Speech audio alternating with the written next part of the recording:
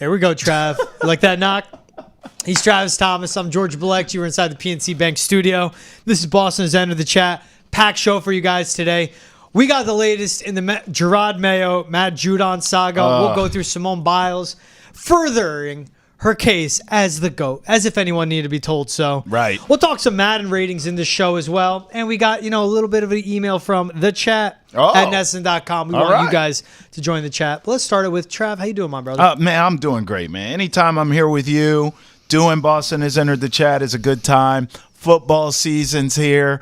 We're in baseball season, getting ready for a postseason run. It's just a beautiful time, man. The Olympics are in full swing. We got everything popping, GB. You got manifestation going on, which I like. Yes, Lord. Hey, let's start off with Simone Biles. Second career Olympic gold medal in women's gymnastics all around. Yep.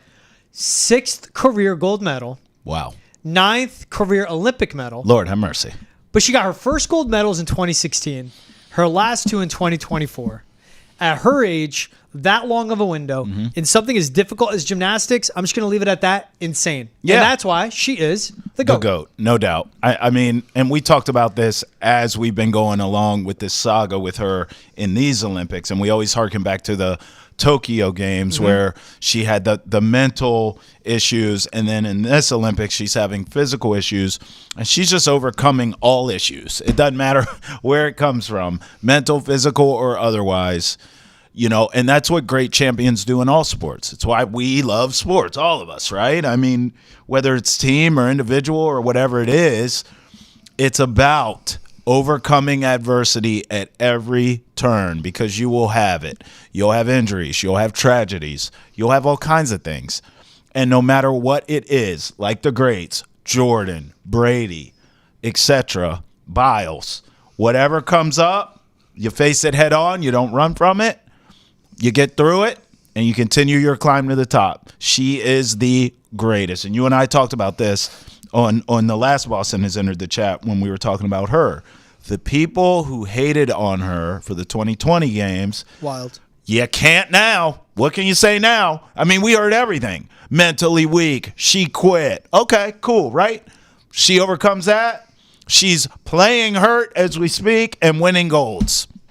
Now what can you say? Who was even saying that in 2020? Oh, it was. You don't remember that? What was it, like Tommy Lauren? You don't remember I blocked that? it out. It was nuts, bro. It was insane. It was a lot of folks saying that she quit on the team. Actual like sports pundits? Oh yeah. Oh yeah.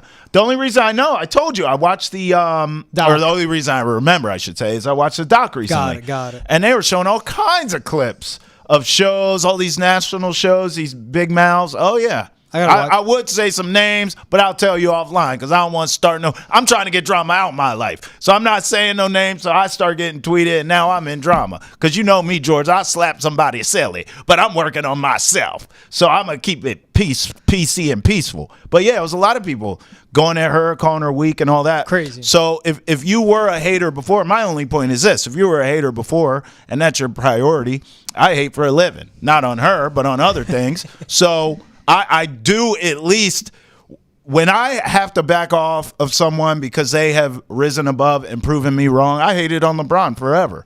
At some point, I said, I can't hate on this guy anymore. He's one of the GOATs. She is the GOAT. There's nothing now that you can't pick any holes in her game, in her mentals, in her physicals, nothing. She is the greatest of all time in her sport. She left the games in 2021 because she literally lost track of where she was when she was in the air. Right. Twisties. The twisties. It's literally called. Yep. As a gymnast, a world-class, greatest in the world, losing track of where she's in the air. Obviously, the level of difficulty of what she's doing is unlike any other. So, like, that is not... I got to watch that doc in general. It's really good. I'm a fan on her. She hits on her battles with, her mental health and everything, how she overcame it. I think that's really important to watch, too. Absolutely. I can't wait to see who's on that show. You got to watch that. That's I'm like, what is it, like Tucker Carlson on the doc? No, it's actual sports people. Oh, yeah, yeah. And Tucker Carlson. I said your name. I knew it. Ain't nobody scared. I knew it. Him and Tommy Lauren. I got to drop that one more time. Hey, remember last time we were on Boston has entered the chat? Yeah. we were going through the NFL 100 list. I do. And I said, what the hell is Tristan Wirfs doing at Yes. 85? You were fired up. Because that man was one of the best right tackles in the game his Yep. first 2 years in the league. Flips to left tackle. That's right. Allowed 5 sacks, 6 hits, 13 hurries. I would just like this validation of I know what the F I'm talking about. Yeah, you do. Time to time. You know offensive lineman, that's for damn sure. 5 years, $140.6 million, $88 million guaranteed. Highest paid offensive tackle in NFL history. Beating Christian Darrisaw, who just got $77 million guaranteed, and beating Trent Williams, who has a contract worth up to $138 million. This kid is a stud, and our producer Brendan goes, Yeah. hey, offensive tackle just got paid. Guess who? I go, Tristan Wirfs. He goes, yeah. I go, highest paid? He goes, yeah. I go, of course. Yeah. He played the right side. He was world class. He went to the left side. He was even better. You know how difficult that is? Man. I'm just fired up he got paid. I'm so happy for him. Yeah, Out yeah. of Iowa, he was a stud. He's an athletic freak. This is an awesome deal. He's still very young. I still think about him. I think about the GOAT. Tom Brady handpicked the Buccaneers. And one of the reasons was this kid. Because their line was good. They had just drafted him. Or no, they drafted him when Brady went there. They needed him, and they drafted him. Yeah. So Brady looked at that roster and said, you have receivers, you have skill positions, you have a good defense. We got to fix offensive line. You have a high draft pick. They took this kid. Voila, they got a Super Bowl. Yeah. So I always, this whole kid's career, I'm always going to think of Tom Brady when they talk about him. But you and I have talked about this too. Look, this is the reality of football nowadays. Quarterback, this is who gets paid in football, right? Quarterbacks, those who can rush the quarterback, those who catch passes from said quarterback, and then those who can protect the quarterback. Yeah. That's it. So Most important positions. there is no contract from here to the end of time that will surprise me anymore that has anything to do with what I just said in that quarterback ecosystem. The quarterback himself, the protector of, the catcher of passes from, or the person that makes their life hell. That's it. If you're in that ecosystem, there's not a contract alive that I'm going to be like, wow, I can't believe that happened. Hell no. This guy almost got almost $100 million guaranteed in money, and I'm not shocked at all. And with this extension that he's signing, they have him under team control through 2029. Until he's 30. The peak of his career. That's right. 25 years old. Hey, here's $88 million. You know what I would do? What would you do? Disappear. I always say it every time. I am gone. No, if I'm in his shoes, You're I'm not even going playing? to show up and play football. No, I'm saying me, literally me. If somehow $88 million fell in my lap, I am disappearing. Gone. Out of here. But if you're him, you'd play football. Yeah, I mean, yeah. So you can get another contract. Exactly. For me, I'm like, it's my one time. I'm out of here. All right, wait.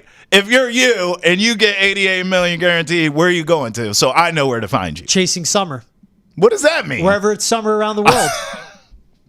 Just a beach and a sunset. I would probably go, this is going to sound nuts. I'll go to like Banff, Vancouver, that area. It's Ooh. warm right there right now, but still cool. All right. Then when the winter starts to roll in, Yeah. I'll figure out like maybe do I go to Italy or Yeah. like Greece? All right. Or Lebanon, of course, for me. Of Gotta wait course. for that to clear up. Respect. Australia. All right. And then when it's like circling back to summer, I'm like, all right, maybe I come back to, I'll probably go to like Puerto Rico, some of the islands. I Bahamas. respect that. Wherever it is summer, wherever it is beautiful, that's where I'd be. That's where I can find you. All right. A beach and a sunset. A beach and a sunset. Me? 365 days out of the year. Listen, man. I'm a grinder. I'll be right here in the studios in Watertown, brother. You would never know that I got 88 mil because I'm about that BS. action, boss. BS. You know I'm lying. You never see me again. All of a sudden you show up, you have a hair again. I have an afro. Hey, how'd that happen? Money, baby. Shing. I'd have a pick. It'd be beautiful. Beautiful either way. Hey, let's end with this. Going from a guy getting paid to a guy calling it a career. Gordon Hayward. Yep. One of the more polarizing players in the NBA just for his stuff on the court. Retires after 14 NBA seasons. Jazz, Celtics, Hornets, and Thunder. Remember, he was traded to the Thunder this deadline. Didn't play with them. Didn't add anything. No. Long career. Good for him.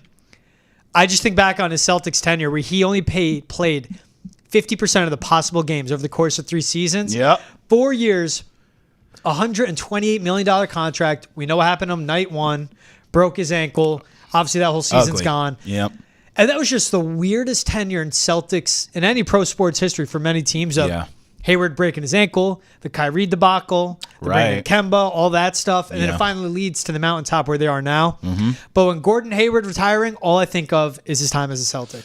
And it was interesting. It was unique. Well, listen, I wasn't here then, but I just remember I was in D.C. covering the Wizards, and we were doing whatever show we were doing, and that was the new. That was the breaking news, pun intended, I guess. But that was the news with him, and I just remember thinking, "Damn, like, will he ever be the same again?" I remember thinking that night of that ugly injury that we all remember, and the answer, now we know, was no. He was never the same again. He was a decent player. The fact that he was able to regain anything, any form of his old form before that injury is a miracle and a credit to his work ethic and his talent. But he was never the same. Let's just face it. And in fact, I'm willing to say, Gordon Hayward now becomes one of those what ifs when you talk about sports. And we all have them, Derrick Rose, and the list goes on and on. Greg Oden. Gordon Hayward's on that list now, too. Brandon Roy, Grant Hill, Penny Hardaway. Tracy McGrady. Yes, Gordon Hayward goes on the list of what if. What if that never happened opening night in Boston? Because I'm telling you right now, everybody thought it was a great signing. At Brad Stevens, familiar with this game. The contract, even though it was high paid, it was fair. He had balled up into that point. He deserved that money. I thought the dude was going to be an all-time Celtic great, and the injury obviously completely curtailed that. And then I just don't think he ever regained that original form.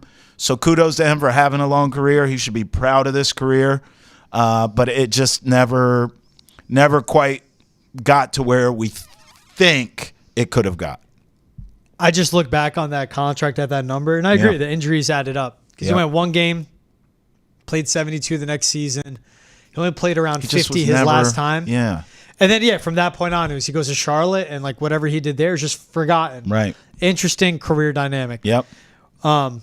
This one obviously brings to light one of the worst contracts in Boston sports history. Yeah. Then we started talking about it in the office.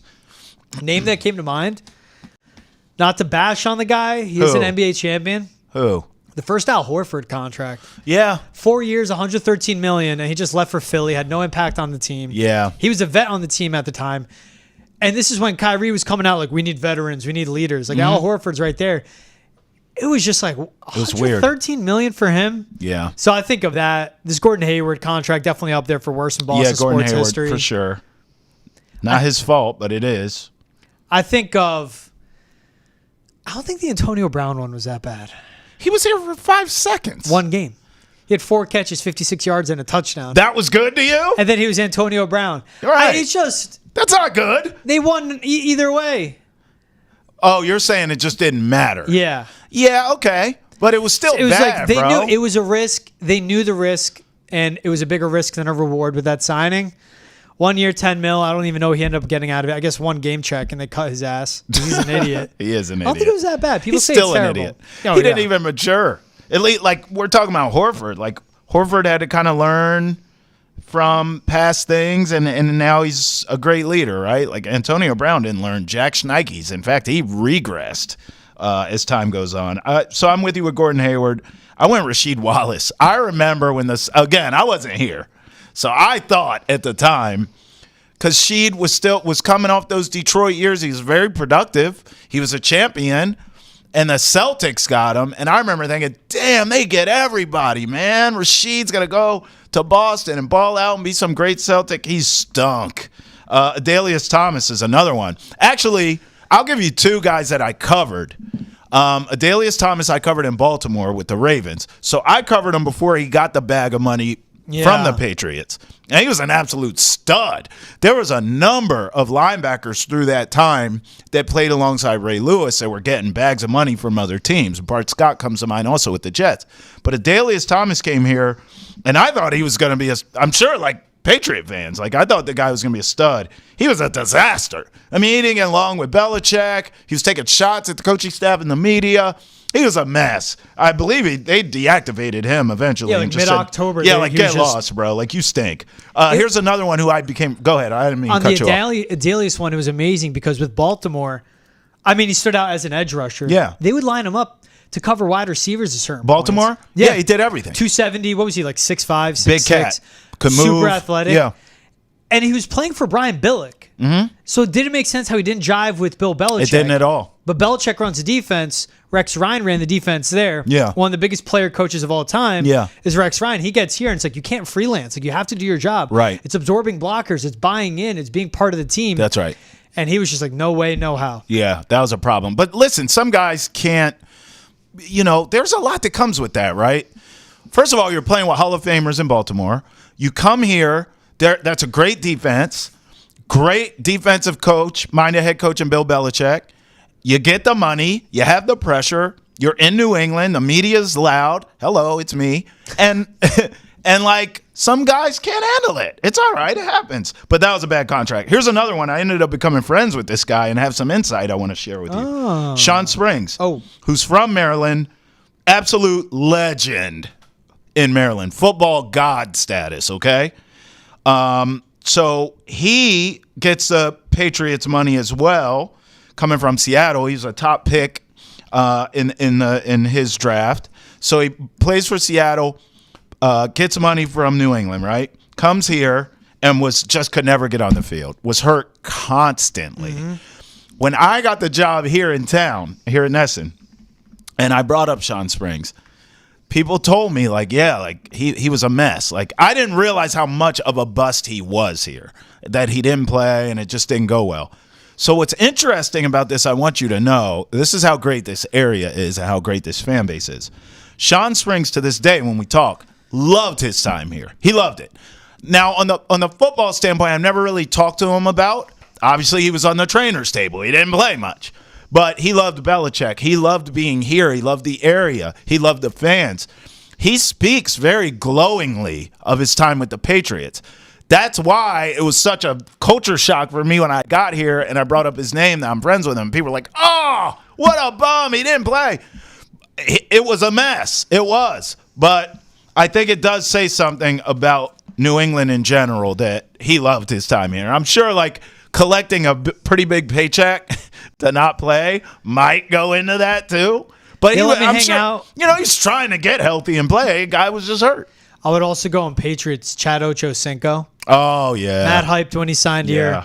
It was like a 1 year, $5 million deal. So it wasn't anything crazy, but he only finished with 15 catches on the season. Yeah. That's a guy that was like a 1,300 yard receiver. Washed. I know he's like 33 at that point. Yeah, washed. He was washed.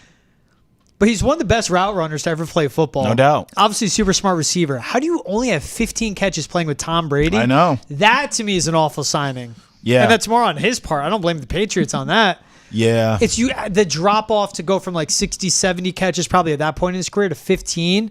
Looking at that stat line for him, playing 15 games with the Patriots. Right. Barely any catches makes zero sense to me. Yeah, I mean, listen, correct me if I'm wrong, but that was Belichick's MO for so long, right? Trying to take guys at the end of their career, squeeze the last little bit of juice you could get out of the lemon. He could. And, Ocho didn't work. Torrey Holt comes to mind. Reggie Wayne comes to mind.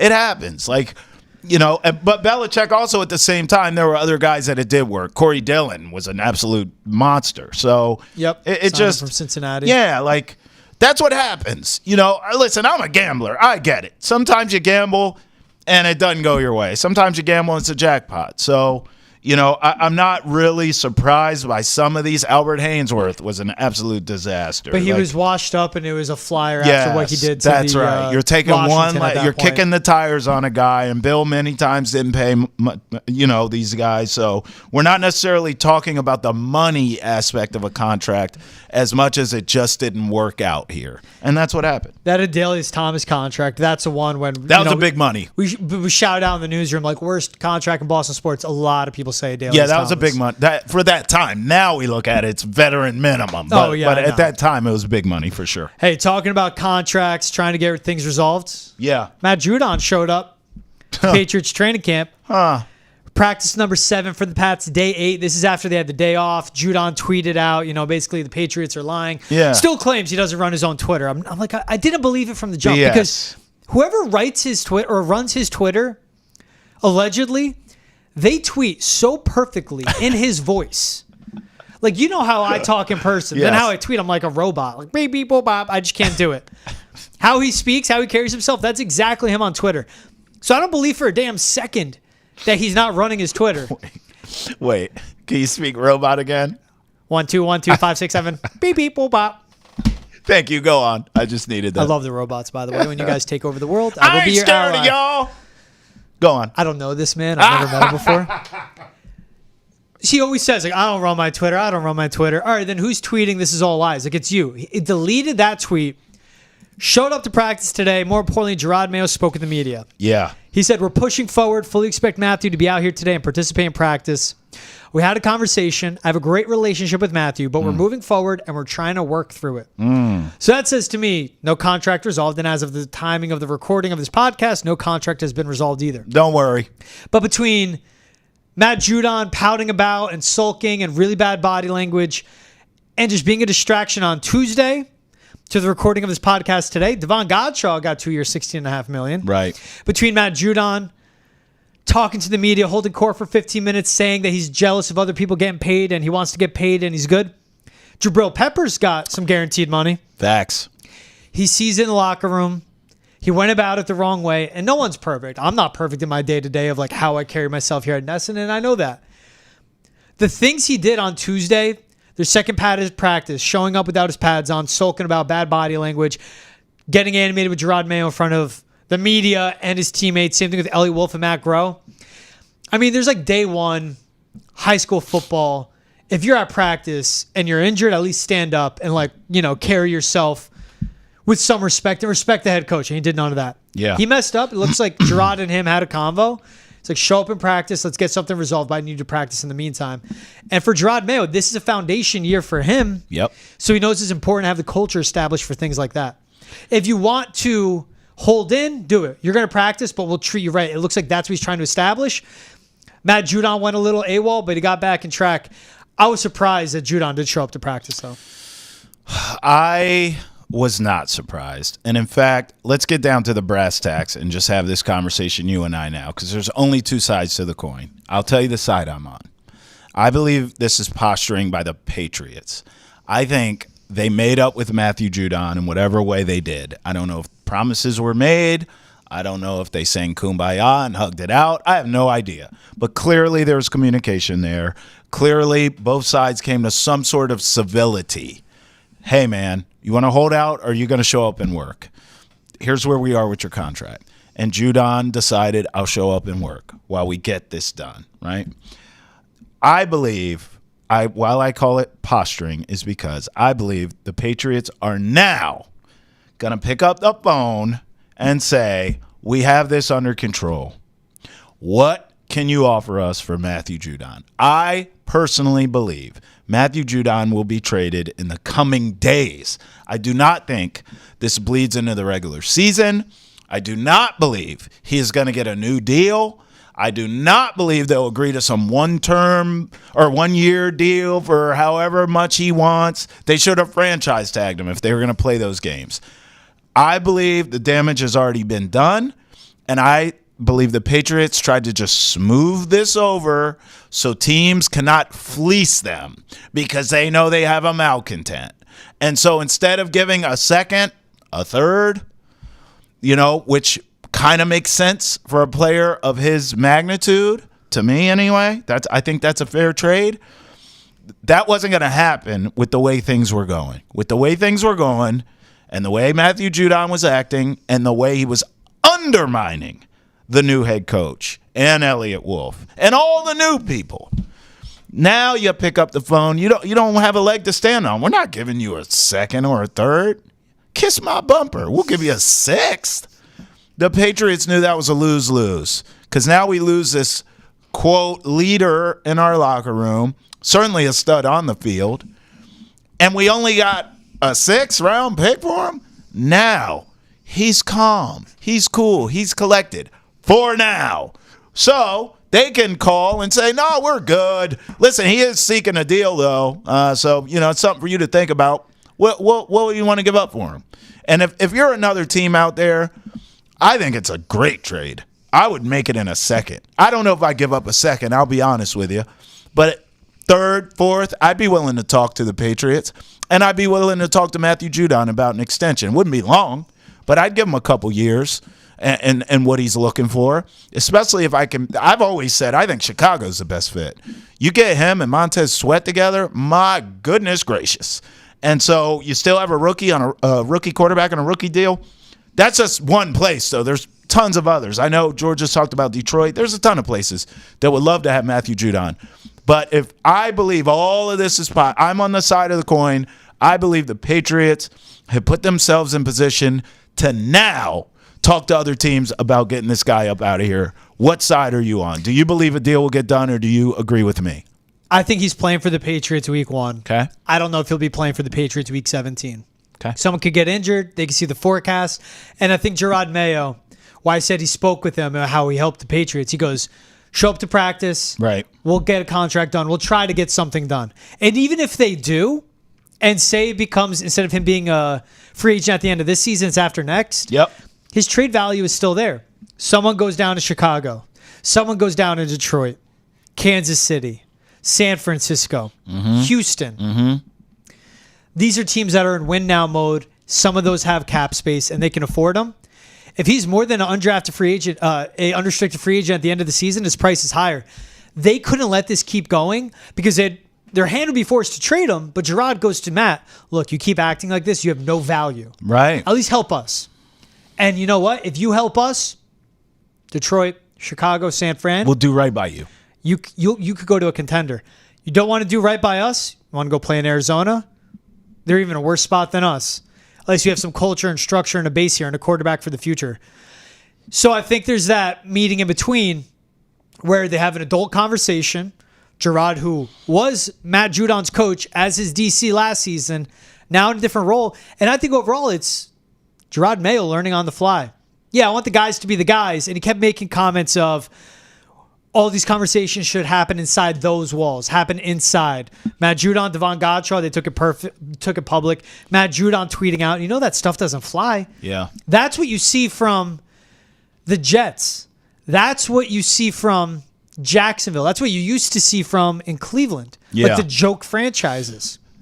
He's trying to rein it back in and be like, dude, I'm a first-year head coach. Work with me here. We either get you on an extension or we'll trade you to a good landing spot. But if you don't show up in practice, your value is crap. We're just going to trade you to whoever throws a sixth at us. And you know what? That can end up being a bottom of the barrel team. But even your mentality of him being traded, you're almost thinking like trade deadline style, yes? Someone goes down. Yeah. Okay. All right.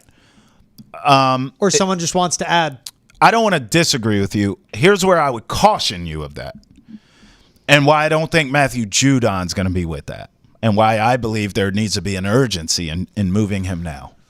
If you're Matthew Judon, you're already coming off an injury. Now, thank God, thank the football gods, it's not an Achilles, it's not an ACL. It was a bicep, right?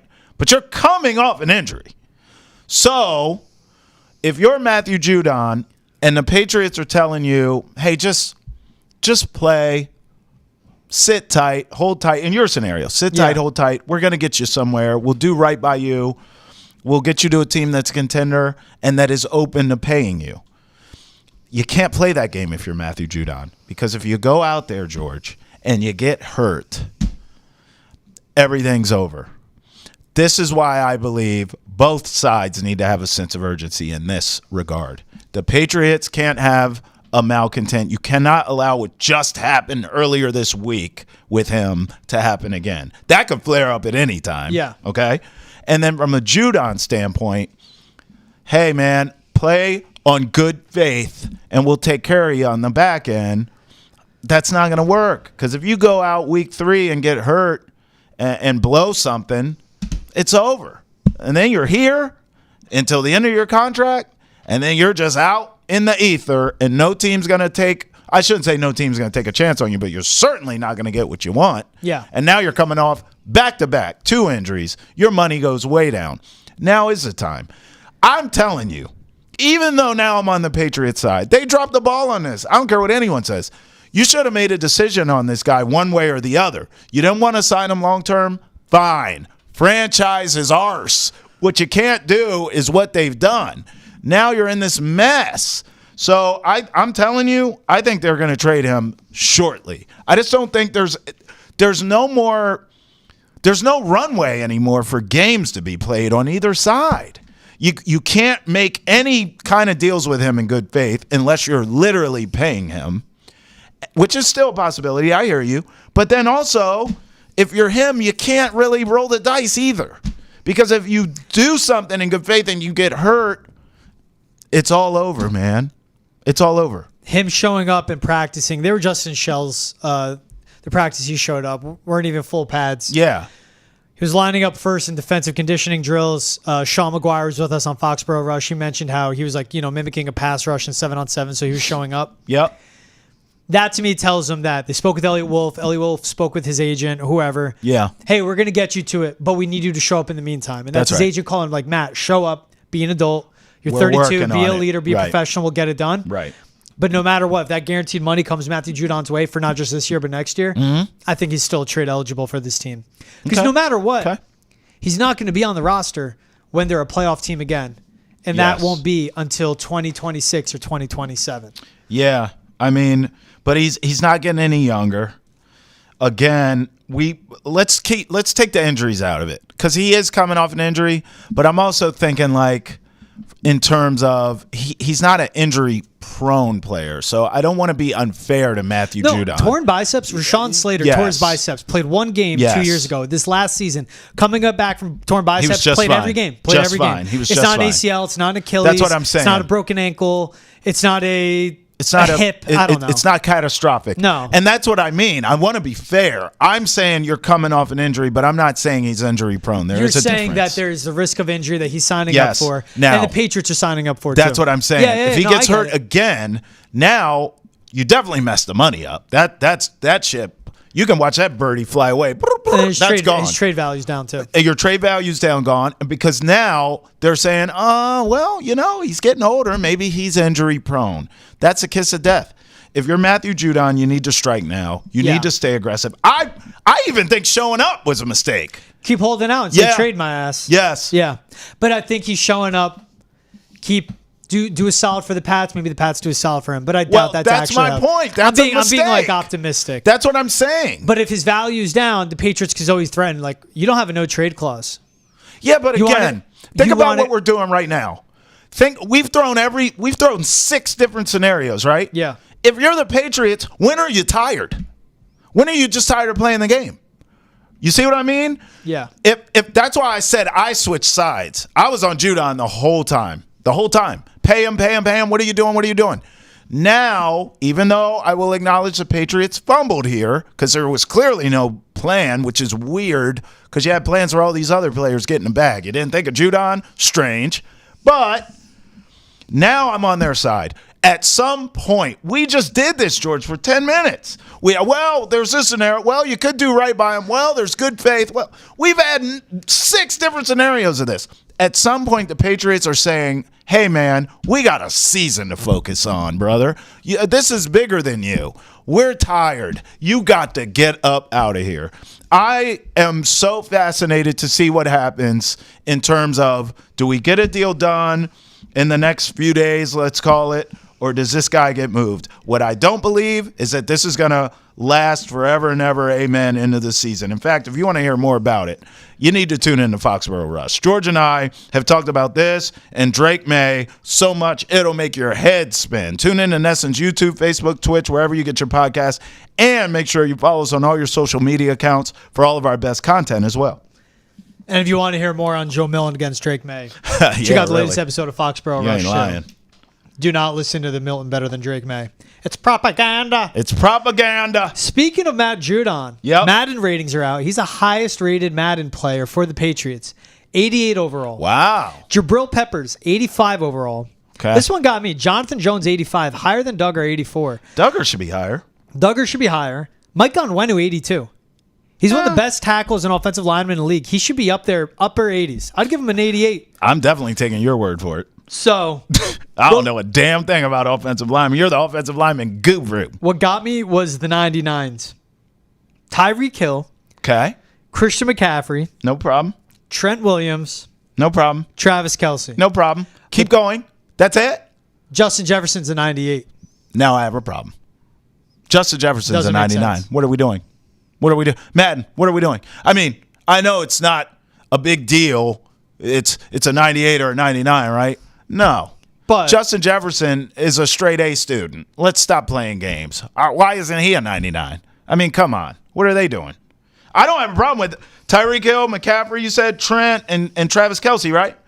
You should just add one more name. Justin Jefferson's a 99. Don't play yourself.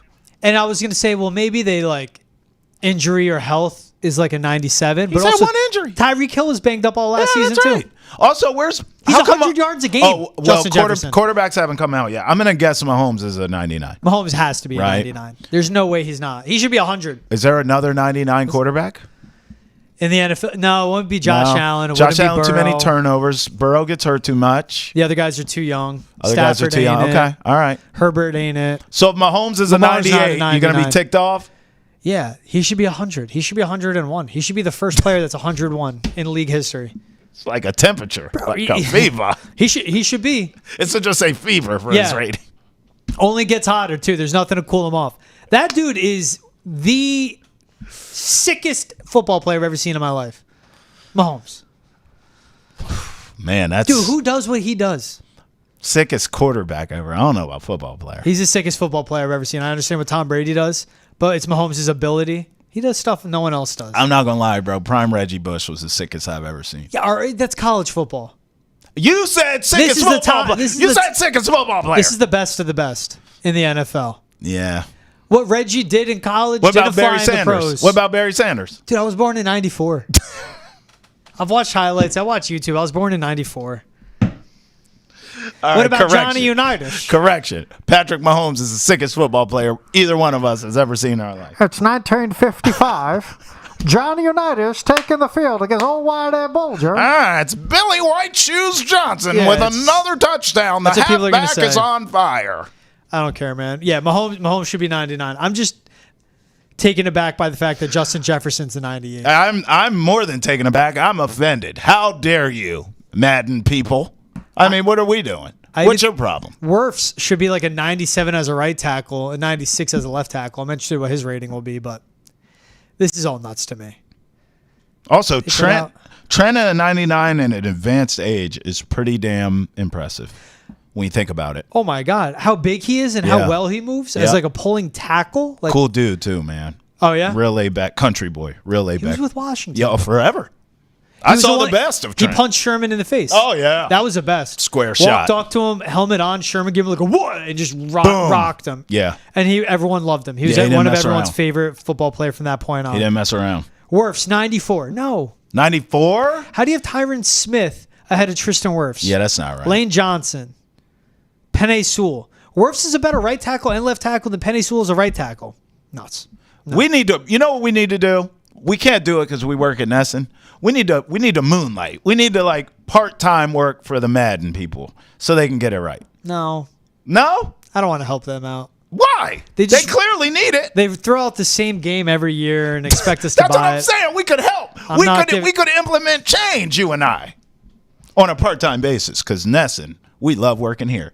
Thank you. See, notice how I said no right away. Yeah, you did. I said To any part-time. of our bosses that may be Oh, listening. part-time. Right away, I said, I'm not leaving this Part-time. place. That's why I said no. Part-time. And also because I don't want to help EA.